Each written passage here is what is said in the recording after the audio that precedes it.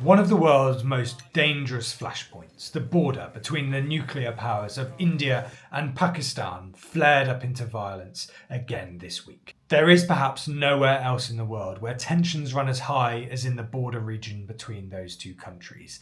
Add into the mix that they're both nuclear powers, and you can see the catastrophic potential of the situation as they teeter on the edge of war.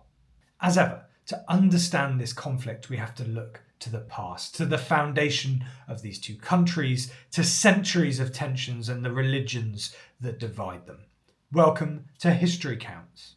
If you're into the real roots of modern conflict, subscribe now. I like to look each week into the past, not just to understand it, but to learn how we got to where we are today. After centuries of colonial rule, first under a private business called the East India Company, and then under direct British rule known as the British Raj, India was finally granted independence in 1947.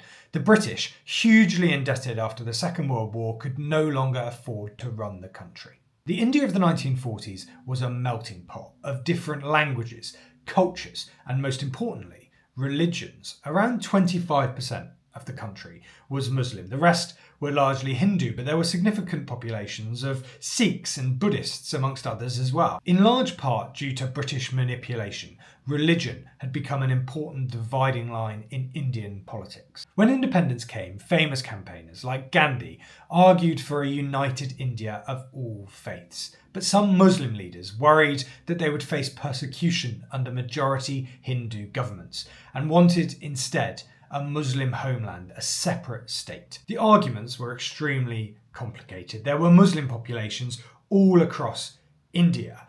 It would have taken years to come to a settlement, but the British wanted out, and they wanted out fast. Into the picture stepped British lawyer and civil servant Cyril Radcliffe. He was tasked with hastily drawing up a new border between a Hindu majority country to be known as India and a Muslim majority country to be known as Pakistan in the northwest and the northeast of the country. He had never even been to India.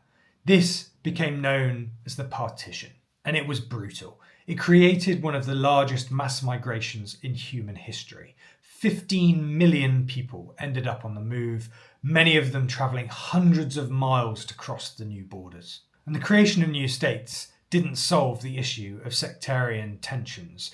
Militias on both sides chased people out of towns. It's hard to know how many people died in total, but many estimates put it at around 1 million, both from violence and also from disease in refugee camps. At the heart of the modern conflict is a border region called Kashmir. In 1947, it was a Muslim majority state, and under the terms of the partition, it was free to decide its own future. But its Hindu ruler decided to join India, and Pakistan immediately disputed the decision. War followed, and it raged until 1949, when the UN intervened and a ceasefire line was established. Both countries claimed the region in full, both only control parts of it.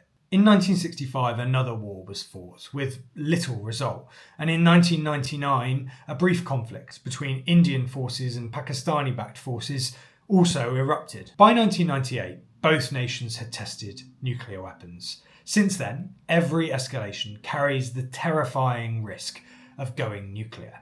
Even skirmishes, like those seen in 2019, spark global concern. Two nuclear powers sharing a hostile border with disputed territory between them.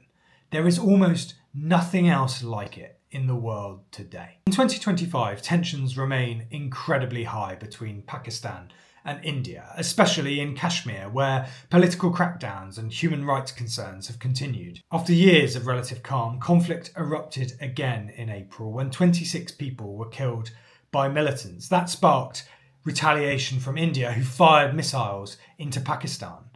What happens next remains completely unclear. This is a story that began in 1947, but it's far from over today.